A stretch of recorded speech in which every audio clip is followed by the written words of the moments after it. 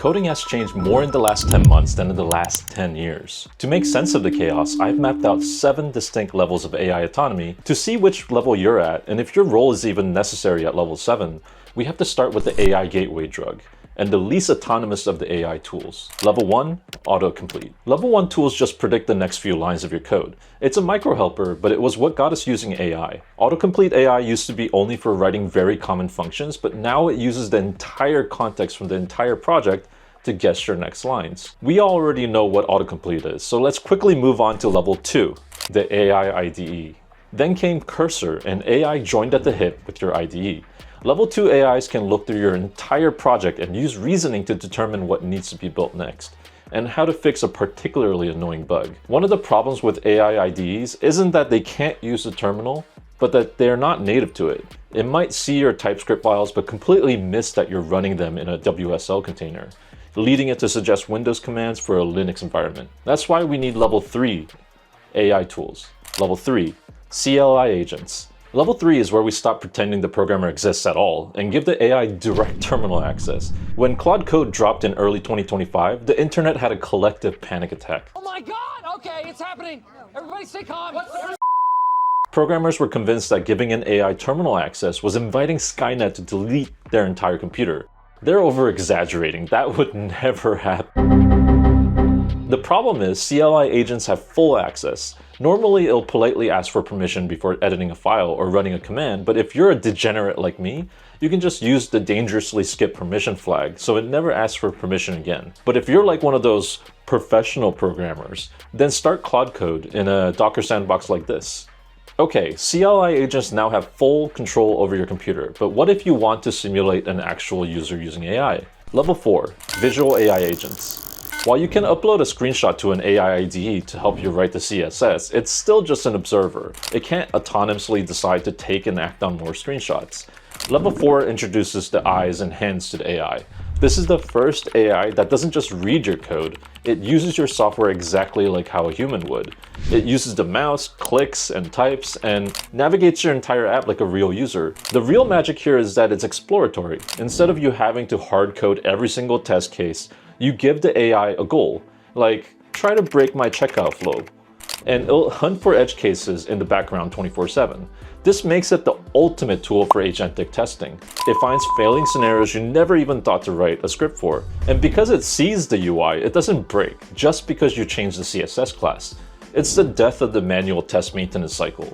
The reason I didn't put this at a higher level is because it's currently slow and expensive, which is not a great combo. But there's active research on compressing image tokens that could change the game. When image token compression is solved, visual agents will become the default way we perform end-to-end testing, and maybe even more. Level 5, CI/CD agents.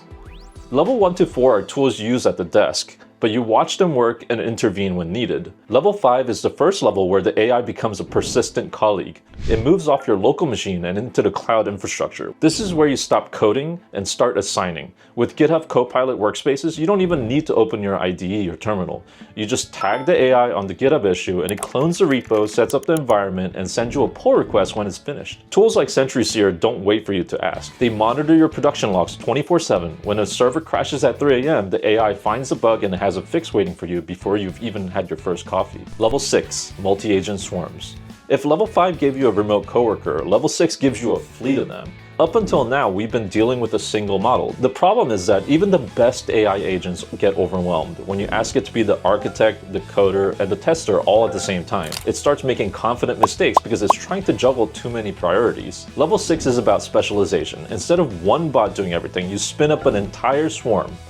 You have a planner who only maps out the logic, a coder who only writes the lines, and a reviewer whose entire existence is dedicated to finding the coder's mistakes. It's basic AI quality control. At this level, you aren't a programmer or even a manager. You are a system architect. You're designing the pipes that let these bots talk to each other. But even with an entire fleet, there's still the last big bottleneck. Every level we've seen so far, even these swarms, stops and waits for a human to click merge or deploy. Essentially, you, my dear, are the bottleneck. So to fix that, we have level 7 self-healing agents. Look at this tomato plant.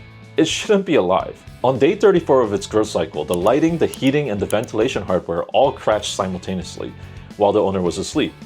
But the AI managing this environment didn't just send the system down notification. It detected the anomaly, diagnosed the hardware failure, and autonomously rerouted the power and controls to stabilize the environment. The plant never even knew anything went wrong. That is level 7. We've moved past AI that writes code to AI that sustains it. This is the human bottleneck finally being removed. That's me. This isn't just for gardening either. This is exactly how the Azure SRE agent operates in autonomous run mode. When a production server redlines at 3 AM, the agent doesn't just page a human to ask for permission to scale and patch. It performs surgery on the infrastructure in real time. We've removed the human bottleneck, but we've also removed the human emergency brake. This is the bleeding edge for a reason. If a user fakes a site error, could they inject instructions directly into the SRE agent? They could theoretically trick the AI into taking down the entire site, or worse. In manufacturing, they have a concept called dark factories. Fully automated warehouses that don't need the lights turned on because there are no humans inside to need them. Level 7 is the software equivalent. Dark software. AI can now architect the system, deploy the agents to build it, and manage the infrastructure to keep it breathing. Every single stage of the software lifecycle now has a functional AI equivalent, and the developer has been completely bypassed. I know a lot of programmers will be mad or skeptical about that conclusion, but most people are looking at this from the perspective of how it works now, and not the direction we're heading. I think people are rightfully afraid of the future. It's a paradigm shift that upends nearly 80 years of computing. We've come to this point a lot faster than most of us realized. The only question left now is whether you're the one buying the tomato or the one building the system that grows it.